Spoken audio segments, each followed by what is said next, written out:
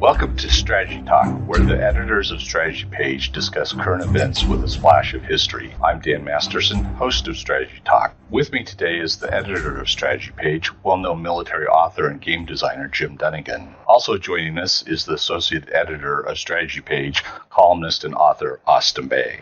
Welcome, Austin and Jim. Been watching what's going on in Iran, and it looks like they're going through another cycle of revolts. Jim, what's different about it this time? Well, it's a lot more widespread and it's a lot more persistent. The violence by the IRGC, the private army invented in the 1980s by the religious dictatorship to protect them from things like this, is not having the desired effect this time around. Also, and probably more importantly, a larger variety of people are revolting, including the oil field workers. That has not happened before. People are upset about the basically the economic situation in Iran, which is partially the result of the sanctions. But there's also been a how should I put it, blame placed on the government for mismanaging the economy, which they are guilty of. And the IRGC is not as enthusiastic about, putting this one down, because a lot of IRGC members are starving too. Also, the Basish, the militia that the IRG formed to basically be the street thugs, they're not as thuggish or as abundant as they were in the past. So this revolt might succeed. That's not a sure thing, but it's a lot closer than it has been in any other previous uprising, and there have been a number of them, but they've been pretty persistent since 1918, and each one gets more intense, and this is the most intense one yet. So, Austin, I know that we reported that one of the things that started this off was the head covering and the morality police there in Iran. What effect is that having, and that part of the population is showing a resistance to the religion? Well, Dan, that objection to the most extreme Iranian Shia head covering, face covering, and like the Islamic extremists that really do dominate the theocratic dictatorship, that has deep roots. Even goes back to Khomeini's own revolution, when, after they got rid of the Shah, some of the Shia extremists that were the core of his supporters immediately demanded a return to the hijab, not just the scarf covering the hair, but covering the face.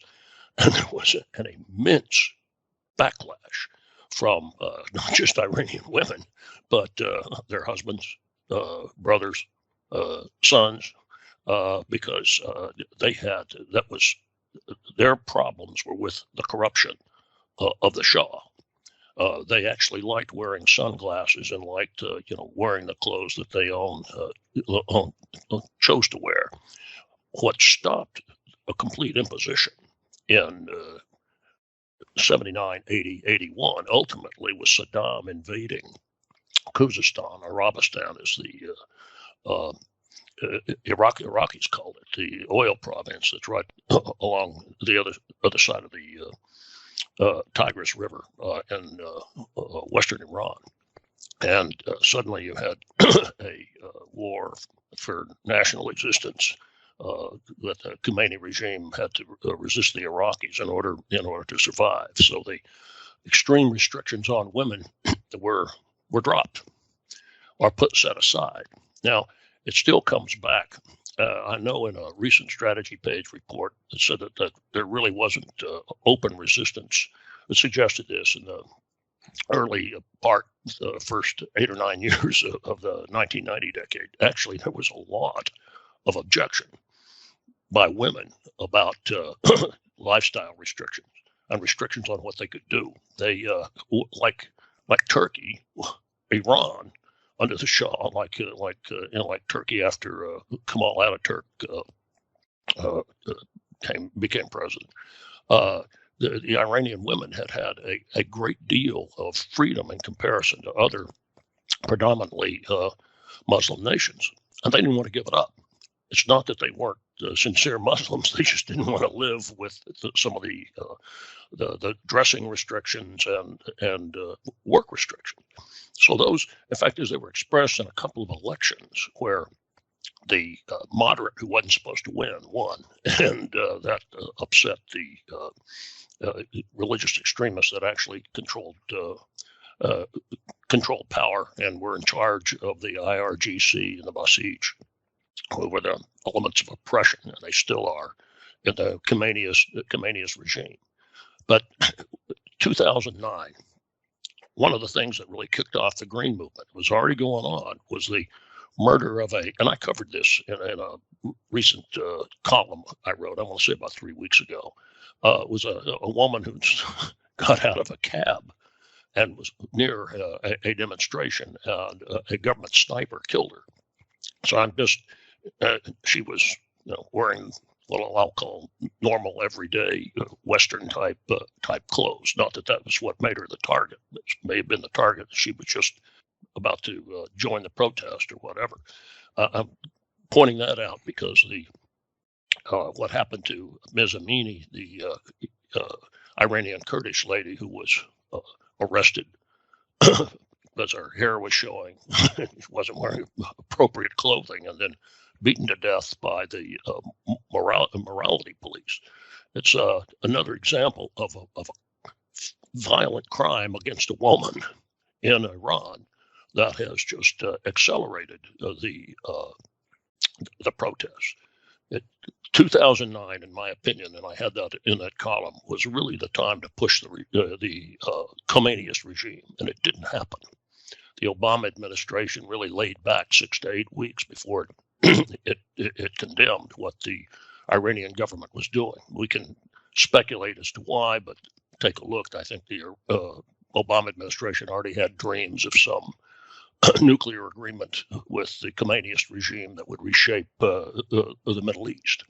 But 2009 got crushed.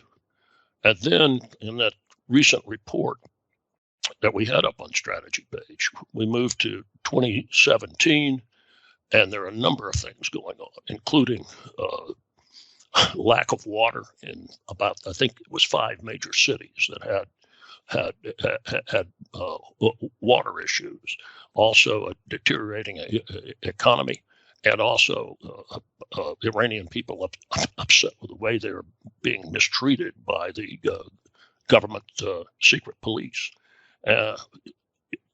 Jim said, and you asked Jim in the lead question today, what's going on? Why is this different?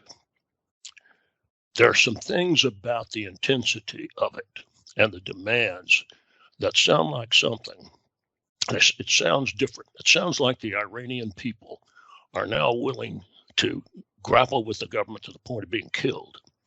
And what I'm doing here, when Jim and I were working on the 3rd edition of A Quick and Dirty Guide to War, 1995, we were talking about the Iran chapter and how what we're going to change, update it, and the like. And Jim says to me, Austin, what the real key is here is when the Iranian people decide if they're willing to die, to knock down the regime and die for their freedom.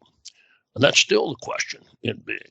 But it certainly looks like now that numerous sectors of Iran, numerous groups, including oil workers now, have joined these protests. Not sure where the police are, but again, which police, municipal police, and the like. But that's an intelligence indicator to look for if some of the security forces start supporting the protesters. So, Jim, is one of the things that's allowing this to happen? Well, this one is different because in 2020, a bunch of Iranian exiles did a stealthy, as it were, survey of the religious beliefs of the Iranian people. And they were rather shocked. Only 32% considered themselves Muslim Shia, Muslim at all. The rest either no longer believed in any religion, and a number of them, wanted to go back to the old, pre-Islamic religion, Zoroastrianism. And many of the practices of Zoroastrianism are still practiced, as it were, much to the dismay of the Islamic government. But the problem is that the Bazari, the merchant class, are also rising up in this case. So the government has far more resistance from far more Iranians than they ever had before, and it's difficult to see just how much the IRGC, their secret police, as it were, to police everybody else, is going to succeed, because so far, as Austin pointed out, people are willing to get killed to be free of this, this anti-Iranian, government. And so far, it keeps going on and on and on. And if the Islamic dictatorship, the Ayatollahs, do not put it down, they're finished. So for them, it's a fight to the death, and for so many Iranians, it's a fight, for Iran. And again, it's a question of who's going to prevail. This time, as Austin points out, it may well be the Iranian people. They're willing to pay the price. The mullahs no longer have, the support of the people. They no longer have support of a lot of their own, religious followers, who are basically, hungry like everybody else.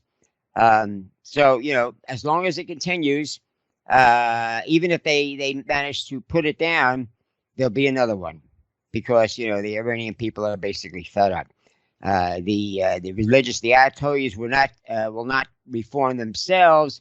There have been many embarrassing incidents where pictures were taken of children of the Ayatollahs, partying in a very un-Islamic way in Europe, and these were spread, throughout Iran, which further, antagonized the Iranian people, believing that their religious leaders were, hypocrites, as well as oppressors. And that's a dangerous combination. Well, Dan, notice, though, the observation Jim made about the Iranian people demonstrating that they're willing to die was made, 27 years ago? So you've had a generation and a half living under the Khomeinists, and that's the way I prefer to describe the regime, because it's not it's a religious, it wears religious garb. That's what I say. It's a totalitarian ideology. A generation and a half that's lived under their dictatorship. I want to make a comment about that survey of belief that Jim was referring to, that was done a couple of years ago. It's two anecdotes. Admittedly, they're anecdotal, but they reinforce the point about the strength of Zoroastrianism, which, Medianism, Zarathustra, and because I'm looking at some of the poll results right now, and it said about 88% of the country consider themselves to be Zoroastrians. It's probably 3 times that many, 25% that just don't come out and say it. And the number of what I'll call mixed Zoroastrian and Shia faithful may make the number even higher. Twice I have, and here are the 2 anecdotes. Both are extremely similar. American man marries an Iranian woman who's going to school here in the United States, or in one case, I believe they actually met in Europe. They get married in the U.S., but they also went back to Iran. And in the case of one fellow who I was in the army with, they went out to her family's village, which was out in the Zagros Mountains. And there was a Shia cleric who married them. But then he also went through a Zoroastrian ritual. And the family joked about it, basically in idiomatic Farsi. Well, we cover all the bases up here, is what he said. They all laughed about it. And he got into a conversation with several of his new in-laws, as well as locals, and this was a Zoroastrian area in the Zagros Mountains. And this is under the, this occurred in, I'm going to say they got married in 89 or 90. So old religions die slowly, if they die at all. And these are not people who are loyal to the Khomeiniist dictatorship. Not at all. And the Iranian dictatorship knows it. It's a veneer, this claim that 99% of Iranians are Muslim, and by the dictatorship, and they're meaning Shia Muslim, loyal to the vision of a global Islamic revolution led by Iran's rogue dictators. It's an example of really how divided the Iranian body politic is, even underneath the veneer of this dictatorship. Jim, is there any Israeli connection with this revolution? Well, yes, there is. Israel before the revolution was an ally of Iran, and indeed, when they had the water shortages that Austin mentioned, Israel, openly offered, well, we have technology. We live in an area where there's even less water, but we have ways to get the water. And this was very popular in Iran, and this surprised the Ayatollahs because, ever since 1979, they've been calling out the people to rally and say death to Israel. Well, now it's reversed. It's death to the Ayatollahs, and, let's get back together with Israel. Most Iranians see that as a natural state of things. Now, another thing to keep in mind, the nuclear weapons. Iranians, whether they oppose the government or not, still support the idea of having nuclear weapons because for thousands of years, Iran was the superpower in the region. The only ones that could basically hold them was the Turks, and the Turks were rather crafty Muslims who were not as Muslim as they appeared to be, which is why, as Austin pointed out, the Kemalist revolution succeeded so quickly in turning Turkey into a secular state. Now, there are still Muslims out there, and they're causing trouble in Turkey again, but they're really fading in Iran. And this is something I think a lot of the Ayatollahs are acutely aware of, and they really have no answer for it. Most of the Iranians who are out there, well, the majority of Iranians, period, did not grow up. Well, they grew up after the revolution. Their parents or grandparents can tell them that during the days of the Shah, they were much better off, politically and economically. And for whatever the Shah's, shortcomings were, and there were many, he had a secret police, they were certainly preferable to the gang that was now in charge. So this is all working against them, and ultimately it's going to prevail. I mean, as Austin points out, the Iranian people, if they want it badly enough, they'll get it. Austin, you got any closing comments for us? No, I think what Jim just said is the appropriate conclusion to this. I know it's not concluded over in Iran. Unfortunately, there's going to be a lot of bloodshed. I'm afraid.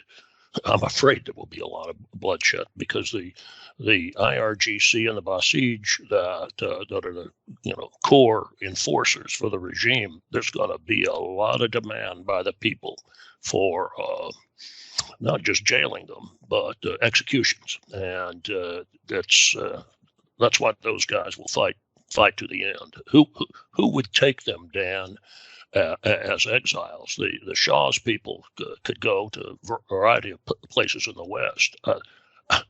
Would Russia take them? Maybe. I don't think China would. They might talk about it, but Pakistan wouldn't want to have anything to do with them. And if they flee to Afghanistan, Afghanistan's in turmoil. The Azeris don't want them, nor do the Turks. And heaven forbid going into Armenia. The Iraqis don't want them. You see what I'm saying? You've got a hardcore in there that's going to fight to the death, and that's hardcore bad guys. All right, we'll wrap it up there, and we'll talk to you guys next time. Bye. Bye. Take care.